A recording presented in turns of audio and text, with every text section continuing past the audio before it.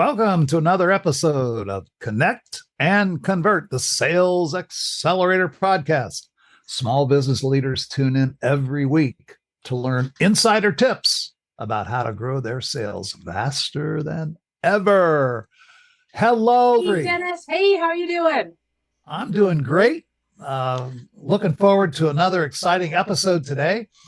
Here's one that can apply not just to sales leaders and small business owners. This can apply to everybody. What are the best times each day for maximum creativity? Isn't that an interesting topic? And you might say, it depends. It depends. And it could. So, Leah, you're one of the most, first of all, I always forget to do this. Let's talk about our special offer before we get into the material of today.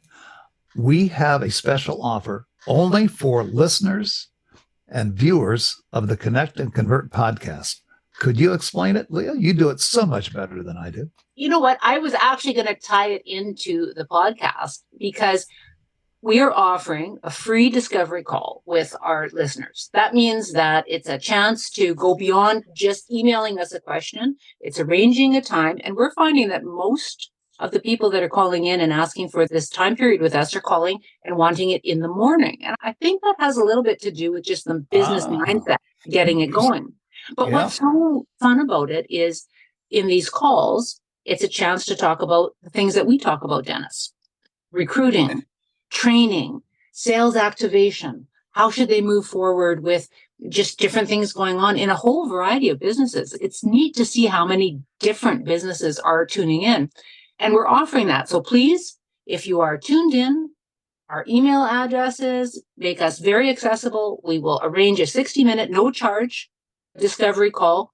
And from there, it might make sense to work more. We've had some clients that have reached out to decide to ask what else we can do, but it's an extension of what we're doing here.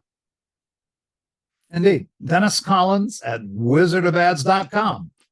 Leah Bumphrey at wizardofads.com. You can reach both of us, either email. You don't have to send two. Indeed. We'll look forward to hearing from you and talking. Send them to me. I'd prefer to get them. Oh, this is a contest now, huh? Who's going to get the most emails? Oh, boy. So far, everyone's sending them to both. And You're such Excuse a me. Canadian. Excuse me. Hold on. Oh, hey, Boomer. Hold on. Sir Paul. Yes. Okay. Never mind. Oh, are they going to start sending them to Boomer now? Are you breaking up this little scuffle here? Or what? Yes, I am. That's my job. Yes. Okay, back at it now. That is your job. Thank you. All right, Leah, you are probably certainly one of the most creative people I've ever known. You're a gifted writer. You're a great strategist, marketing strategist. Okay, what time of day are you the most creative? You know, I don't like to say it depends, but it depends. I really believe in the bookends, early in the morning or late at night. That's when my creative juices get going. That's when these ideas, when things happen. I love writing at night. I love when you just get taken by a project that you're involved in, and then all of a sudden you look at the clock and it's wow. What I'm finding though is in order to fit everything in, I like knowing what I'm going to do, get started on it at night, go to sleep and let it kind of ruminate a little, and then get up in the morning and then just away we go. And I think that's why we enjoy doing our calls, both our discovery calls and our podcasts in the morning. So morning. Yeah. Yep. Okay. Guess what? Mother Nature has something to say about this. You know me, I'm always looking behind the curtain, behind, what's going on. What does the science say? When I was managing radio stations, I have to identify with what you just said. There was never a good time when you could just think. There was no thinking time. Okay. Right. You were doing, you were performing, you were in action. And so I found it very difficult to think new thoughts, to come up with new ideas, new strategies. But guess what I learned? Mother Nature provides 2 moments to us, to everyone, every day. They occur every day of our lives that are the best times to be creative. It's a time to make some new connections, to generate some ideas that don't occur during our normal day. Okay. So let me talk about my old friend, Thomas Edison. Yes. Thomas and I used to experiment in the lab together. Yeah. You have that picture of the two of you. I actually, and he said he invented the light bulb. Not so fast, Thomas. Okay. But anyway, let me tell you his story. Okay. Picture this. It's bedtime. And Thomas waddles up to his bedroom. I think he lived in a 2-story at that time. And he would sit in a chair beside the bed, and he would put some marbles in his hand, just some marbles in his hand, and close his hand. And he would lay down kind of in the chair, and he'd fall asleep. But of course, the minute he fell asleep, the marbles, his hand would loosen, his grip would loosen, and the marbles would drop on the floor, and it would wake him up. Now, Thomas told me that was one of his secrets to capturing those fleeting ideas, those creative thoughts that occur. You're telling me he had to lose his marbles in order to have a creative thought? Dennis. I knew either you or producer Paul would say that. That's why I use the word marbles. I knew one of you would pick up on it. Excellent. I'd be disappointed if you hadn't. Yes, he had to lose his marbles to be creative. Okay. He credited this little ritual that he had at night with some of his best creative, most innovative ideas. So what is that all about? Science. Sorry, guys. Nerd alert. Science alert. The hypnagogic state. Yes. The HYPNAGOGIC, hypnagogic state. That is the scientific term for that transitional phase between wakefulness and sleep. Mm-hmm. Okay. Individuals report they experience very vivid sensory, visual, and auditory. You see and hear images, and it's a heightened state of creativity and suggestibility. Isn't that interesting? So the fact, Leah, that you said mornings, maybe the bookends or mornings, that makes a lot of sense because we have that in the morning as we awake. Okay. Let me also tell you about another dear friend of mine. He gave me art lessons. I failed the class.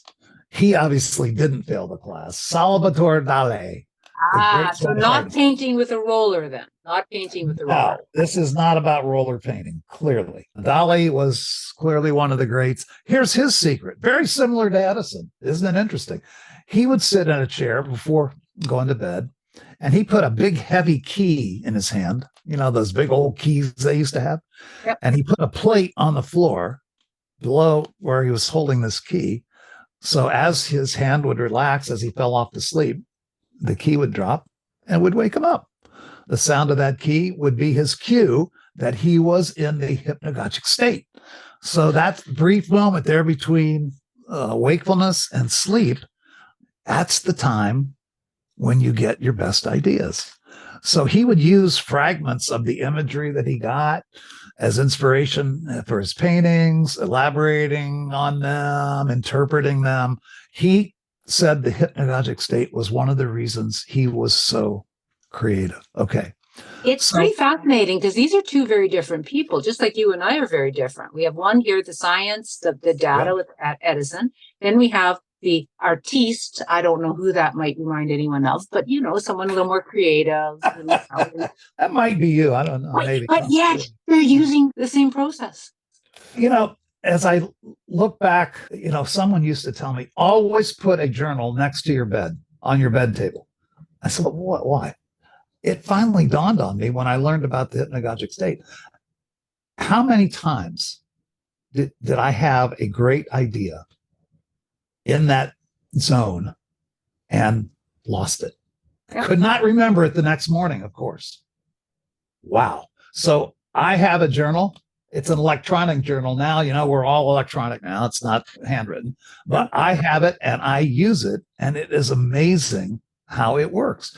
If you want a little bit more science about this, I'll give you just a little more. That state is between when you're awake, you're in beta wave. Brain is in beta. Yeah. Yes. Beta. Alpha waves are when you relax.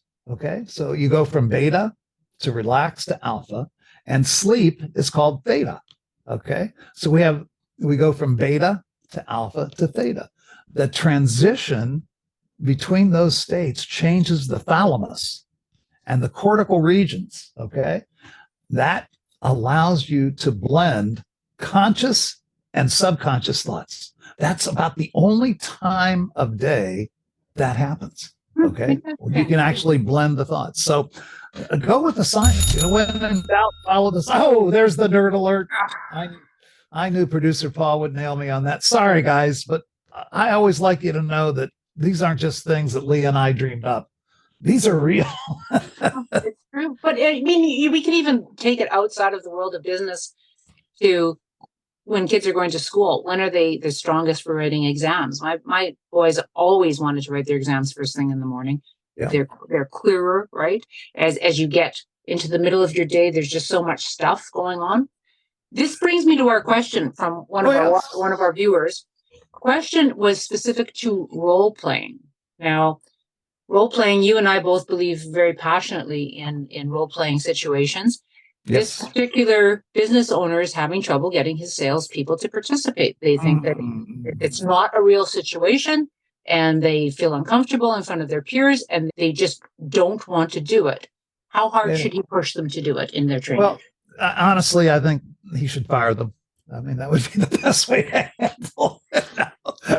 No, sorry. A little levity there. I just saw all of the listeners drop down there. I just heard a gunshot or something. I'm not sure what that was. It went with my gesture anyway. At marbles. It was marbles being lost. Oh, I was going to say marbles. Boomer lost his marbles. Jeez. We don't like to hear that. But, okay. I don't know anyone who loves to do role play. Okay? Yeah. I can't tell you how many hundreds of people that I've done role plays with, and I don't think one of them wanted to do it. Okay? So it's like any other activity. What's the payoff? Yeah. We do things because of positive consequences. We do things that are going to bring us good stuff. We avoid things that are not. We think that role play is going to bring us pain, embarrassment, hurt. Okay. But I would tell stories about successful salespeople who hated role play. That's right. And turned out to be some of the best salespeople on the staff. And they attributed it. Thank you, boss, for making me do role plays. That was the practice I needed. And I always tell trainees, do not practice in front of the customer. That is not the place to practice. No good. You've got to practice in front of your peers. And there has to be a sense of psychological safety. There has to be a sense that it's okay to fail. In fact, let me put it to you this way. What I tell people in role plays is if you're not failing, if you're not making mistakes, you're not practicing right. You're just doing the stuff that you already know. Real deliberate practice is making mistakes and correcting them one by one, not all at once, one by one, until you have it done perfectly. Okay. I think that's exactly right. The best way I've learned, Leah, is, again, like we teach salespeople, if you have a reluctant customer, tell them a story about someone who was also reluctant. Hey, let me tell you about. I'll tell them about the people that I've trained over the years that hated it and grew to love it. Not only love it, but they ended up leading. I asked them, the more successful ones, I asked them to lead role play scenarios because they were very good at both ends, the customer and the salesperson. Does that make sense? It does. To me, role playing is the practice. And you know what? If you're going to play any kind of sport, if you're not going to practice, you're just going to play the games. How do you learn? How do you get better? How do you improve? Yeah. I often use the analogy, a football analogy, NFL here in the States, big deal. It starts up this week, by the way. Can't wait. I've heard. You heard right. Every one of those people on a 54-person squad is a professional and an expert at football. They've been playing football since 5 years of age. Okay. They've been coached. They've been evaluated. They've been trained. They've been practiced. They've had films shot, video, game films. They have been through that process by the time they get to the NFL for probably 10 or 15 years. Okay. You could argue, and they are paid at some of the highest levels of any sport. You could say that these people don't need practice, right? They are the best of the best. They're highly trained. They are highly coached. And yet every week, this week, as we sit here now recording this, in preparation for this Sunday's games in the NFL, every team is practicing on the field today, watching game films, okay, and dissecting what went right and what went wrong. You know what? If it's good enough for the best of the best, it's good enough for me. You got me revved up. I'm going to go throw some balls. Hey, all right. Dennis, you got to go. Hey, we got one final word about wizardacademy.org. We are pleased to be sponsored by wizardacademy.org. Go to wizardacademy.org. Please do yourself a big favor. You will love the curriculum. It's a non-traditional business school. Yes, non-traditional. It's nothing like you've ever done before. Look at the lineup of the classes, okay? Yeah. They have a whiskey sommelier school. We did an episode on that a few weeks ago. So you can look that up.